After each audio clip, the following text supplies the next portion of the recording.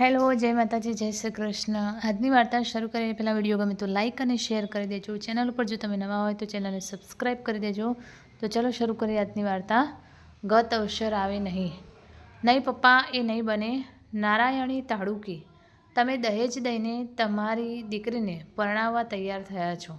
એટલી બધી બોજ બની ગઈ છું હું તમારા માટે કે તમે તમારા સિદ્ધાંતોને, તમારા આદર્શોને ભૂલી જઈ આવું ખોટું પગલું ભરવા તૈયાર થયા છો। એવું નથી નારાયણી, એક નાની એવી માગણી એ લોકોએ કરી છે, જે આપવા માટે હું સક્ષમ છું। તો પછી પ્રોબ્લેમ શું છે? પ્રોબ્લેમ છે પપ્પા, ખૂબ મોટો પ્રોબ્લેમ છે। એ લોકો ખૂબ પૈસાદાર છે, ગાડી, બંગલો, નોકર, ચાકર બધું જ છે એમની પાસે। કમી છે તો ફક્ત સેન્સની। એવું ન બોલાય બેટા। કોઈ વસ્તુની ખોટ ન હોવા છતાં પણ જો એ બીજા પાસેથી કંઈક લેવાની વૃત્તિ રાખે તો એવા માણસોને નોનસેન્સ ન કહેવા તો શું કહેવાય? શું હું એવા લાલચુ માણસો વચ્ચે સુખી રહી શકીશ ખરી? કે જેઓ આ પ્રકારની સોદાબાજી કરતા સહેજે અચકાયા નહીં?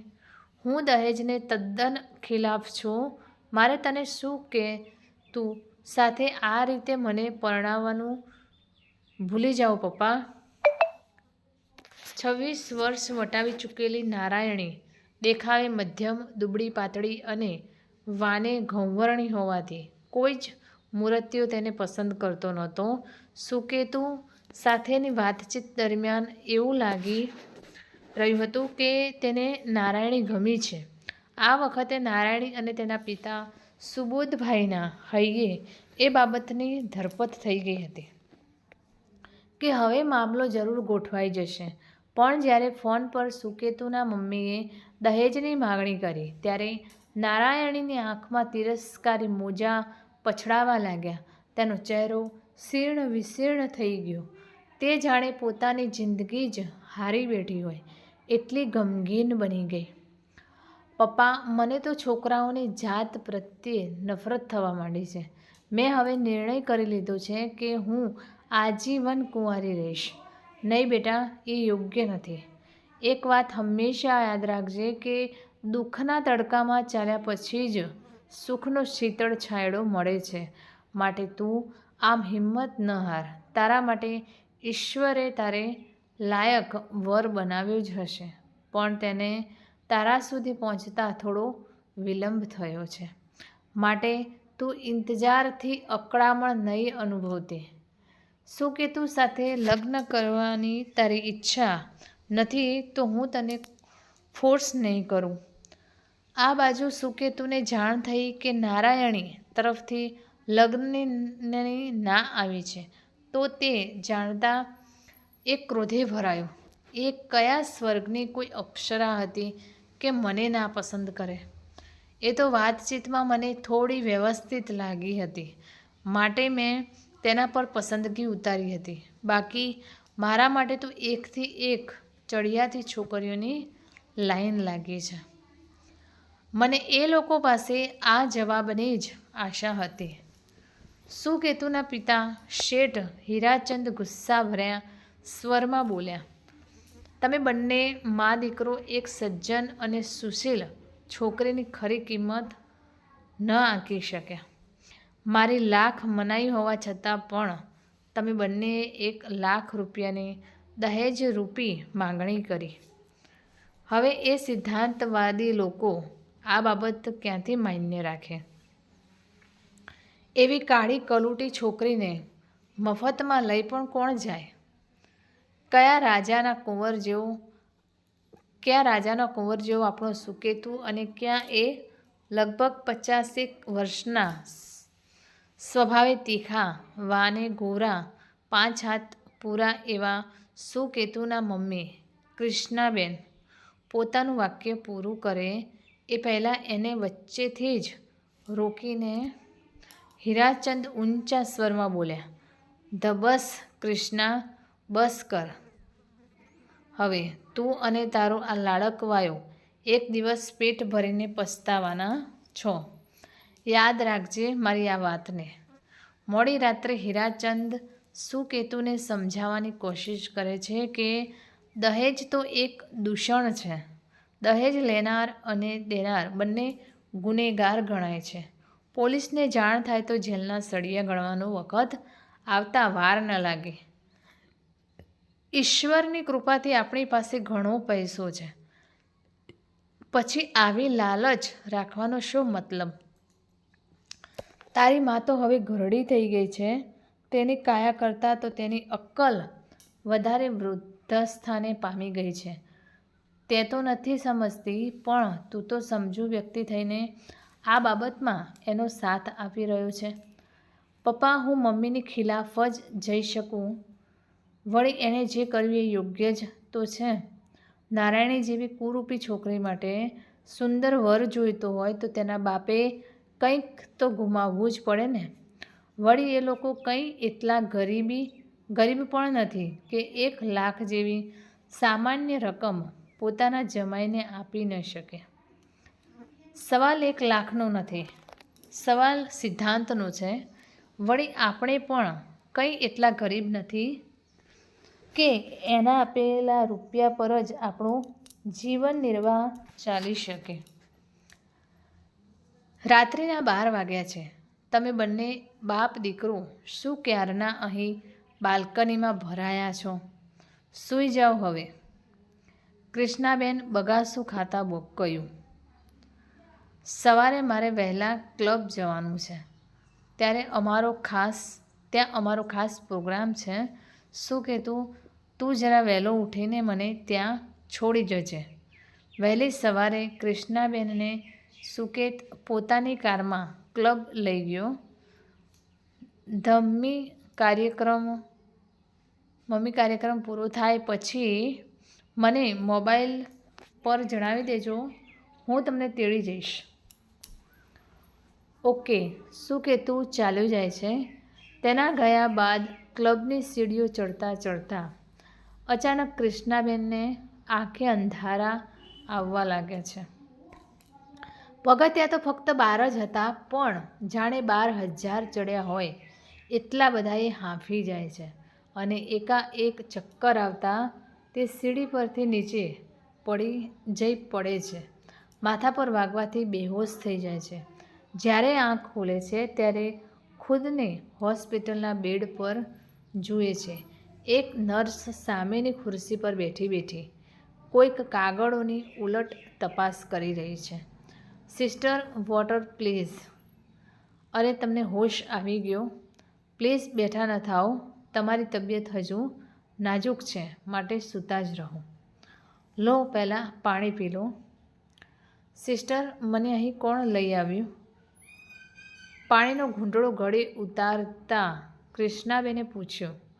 નર્સ કંઈ જવાબ આપે એ પહેલાં જ એક પડછંદકાય, નાજક નમણો ચહેરો, સ્માર્ટ શરાબઘેરી આંખો પર ચડાવેલા કાળા ગોગલ્સ, બ્લેક જીન્સ અને વ્હાઇટ ટી-શર્ટમાં શોભતો એક સોહામણો યુવક કૃષ્ણાબેનના વોર્ડમાં પ્રવેશ્યો. કેમ છો આંટી? તમારી તબિયત હવે કેવી છે? માથામાં બહુ પીડા તો નથી થતી ને? આંખ પરના ગોગલ્સ અને માથા પરની ટોપી ઉતારતા એ મોહક યુવકે મંદ સ્મિત વેરતા પૂછ્યું. એક અજાણ્યા યુવકને આવા પ્રશ્નો પૂછતા જોઈ કૃષ્ણાબેન સમજ્યા કે શાયદ એ ડૉક્ટર હશે, કેમ કે એની મુખમુદ્રા અને પ્રભાવશાળી વ્યક્તિત્વ કોઈ ડૉક્ટરથી કમ નહોતું. એણે ડૉક્ટર સમજવાનો એનો ભ્રમ ત્યારે ભાગ્યો જ્યારે નર્સે જણાવ્યું કે આ મિસ્ટર પાર્થ આહુજા તમને ઝંખી હાલતમાં અહીં લઈ આવ્યા હતા. જી નહીં, હું તમને અહીં નથી લાવ્યો. હા, હું તમને અહીં લાવવામાં કોઈકને મદદરૂપ જરૂર બન્યો છું. હકીકતમાં તમને અહીં લાવવા તો તમારા કુટુંબની કોઈ યુવતી છે. હા બેન, જો એ છોકરી તમને ઝડપભેર અહીં ન લાવી શકી હોત તો શાયદ તમારી કન્ડિશન સંભાળવી ડૉક્ટરો માટે વધારે તકલીફજનક બની જાત, કેમ કે તમારા માથામાંથી ખૂબ લોહી વહી રહ્યું હતું. નર્સ ખુલાસો કરતાં બોલી. વહેલી પરોઢે કોઈ ઓટો કે ટેક્સી હાજર ન હોવાના કારણે તેણે મારી કાર ઊભી રખાવી. હું મારા એક અર્જન્ટ કામ માટે જઈ રહ્યો હોવાથી મેં જરા આનાકાની કરી. પહેલાં તો તેણે મને ખૂબ રિક્વેસ્ટ કરી, પણ અહીંથી છલોછલ ભરેલો એવો હું સીધી રીતે માન્યો નહીં. પછી તો લડી ઝઘડીને ન કહેવાના વેણ ઉચ્ચારીને તેણે મને સીધો દોર કરી દીધો. અરે એ છોકરી તો સાક્ષાત મા દુર્ગાનો અવતાર છે. ઘડીભરમાં તો વર્ષાની માફક મારા પર એવી વરસી પડી કે મને ટાળો બોળ કરી નાખ્યો. એના હર એક શબ્દ બળબડતા અંગાર સમાન હતા. કટોકટીના સમયે એક અજાણ્યા રાહગીર પાસેથી મદદ માંગવા જતાં અજાણે એણે આ અકળ મિજાજી વેઠેલા ઇન્સાનને પોતાની વેધક વાણીથી ઓગાળી નાખ્યો અને પછી તો ઝડપથી કાર ભગાવીને વહેલાસર અમે તમને અહીં લઈ આવ્યા. ખરેખર એવા લાગણીશીલ સ્વજન તો ભાગ્યશાળીઓને જ મળે. પણ એણે જણાવ્યું નહીં કે એ તમારી શું છે. જરૂર એ તમારી દીકરી હશે, ખરું ને? પાર્થે પૂછ્યું. ના, મારે કોઈ દીકરી છે જ નહીં. હું ખુદ એ જ વિચારમાં પડી છું કે એ યુવતી છે કોણ જેણે મારા માટે આટલું બધું કર્યું. તો શું એ તમારી સાથે નહોતી? પાર્થે આશ્ચર્ય વ્યક્ત કરતાં પૂછ્યું. નહીં, મારી સાથે તો કોઈ નહોતું. હું એકલી જ હતી. થોડી વાર બાદ એ યુવતી ક્રિષ્ના બેનના વોર્ડમાં દાખલ થાય છે. એને જોતાં જ તે પથારીમાંથી બેઠા થઈ જાય છે. તે યુવતી નર્સના હાથમાં મેડિસિન્સની કોથળી પકડાવે છે અને ક્રિષ્નાબેન પાસે જઈ હસીને બોલે છે. ચિંતા ના કરશો aunty. Now you are out of danger. મેં સુકેતુને ફોન દ્વારા જાણ કરી દીધી છે. એ લોકો હમણાં આવી જશે. નારાયણી, તું મને અહીં લઈ આવી? હા આંટી, તમે ક્લબની બહાર સીડીઓ પરથી પડી ગયા ત્યારે હું ત્યાં હાજર હોવાથી હું તમને અહીં લઈ આવી. મારી જગ્યાએ કોઈ બીજું હોત તો તેણે પણ એ જ કર્યું હોત. મેં જે કહ્યું. નહીં દીકરી, તે જે કર્યું એ કોઈ બીજું શાયદ ન કરી શક્યું હોત. મેં તારી સાથે કેટલો દુર્વ્યવહાર કર્યો હતો, છતાં પણ તે પ્લીઝ આંટી, તમે વધારે બોલો નહીં. તમને વધારે બોલવાની અને વધારે હરવા ફરવાની ડૉક્ટરે હમણાં મનાઈ કરી છે. સુકેતુ અને અંકલ હમણાં આવતા જ હશે. તો મને હવે રજા આપો. હું જાઉં છું. તમારી તબિયતનો ખ્યાલ રાખજો. દવાઓ સમયસર લેતા રહેજો. ક્રિષ્નાબેનને પોતાની ભૂલ પર ખૂબ જ અફસોસ થયો. આવી સોના જેવી કન્યાને એમણે કથિર સમજી હતી અને તેને રૂપિયાના ત્રાજવે તોલવાની કોશિશ કરી હતી. તેણે સુકેતુ અને હીરાચંદ બંને પાસે પોતે કરેલી ભૂલ બદલ માફી માંગી અને નારાયણીને જ પોતાની વહુ બનાવવાનું એમને વચન આપ્યું. થોડા દિવસ બાદ ક્રિષ્નાબેન નારાયણીના ઘરે જાય છે. અંદર જઈને જુએ છે કે સુબોધભાઈ અને પાર્થ બંને હસીને વાતો કરી રહ્યા છે. ક્રિષ્નાબેનને આમ અચાનક આવેલા જોઈ સુબોધભાઈને થોડી અચરજ થાય છે. તે એને માનભેર આવકાર આપી બેસાડે છે. પાર્થ તેની તબિયત વિશે પૂછે છે. નારાયણી, ચા પાણી લાવ. જો ક્રિષ્નાબેન આવ્યા છે. સુબોધભાઈ બૂમ મારે છે અને નારાયણી તુરંત પાણીનો ગ્લાસ લઈ રસોડામાંથી બહાર આવે છે અને એ પણ સૌ પ્રથમ ક્રિષ્નાબેનના ખબર અંતર પૂછે છે. ભાઈ, તમારી દીકરી તો અનમોલ હીરો છે જેને હું પારખી નહોતી શકી. હું અત્યારે અહીં મેં કરેલી મૂર્ખાઈ બદલ તમારા લોકો પાસે માફી માંગવા આવી છું અને નારાયણીને મારી દીકરી બનાવવા આવી છું. પ્લીઝ, મેં કરેલી ભૂલને ક્ષમ્ય ગણી મારા સુકેતુની ખુશી મારી જોડીમાં નાખી દો ભાઈ. આઈ એમ સોરી બેન, તમે થોડા મોડા પડ્યા. કેમ? હું સમજી નહીં. ગઈકાલે જ નારાયણીની સગાઈ થઈ ગઈ. સુબોધભાઈએ ધડાકો કર્યો અને કૃષ્ણાબેનના માથે તો જાણે પહાડ તૂટી પડ્યો. હા બેન, અને આ રહ્યા મારા જમાઈ. એમણે પાર્થની પીઠ પર હાથ મૂકી જણાવ્યું. કૃષ્ણાબેન પાસે તો હવે બોલવા લાયક કોઈ શબ્દો બચ્યા જ નહોતા. એ હતાશ વદને ઘરે પાછા ફર્યા. સુકેતુના પૂછવા પર એ બોલ્યા, બેટા, કોઈક કવિએ ખરું જ કહ્યું છે કે સંપત ગઈ તે સાંપડે ગયા વળે છે, વહાણ ગત અવસર આવે નહીં, ગયા ન આવે.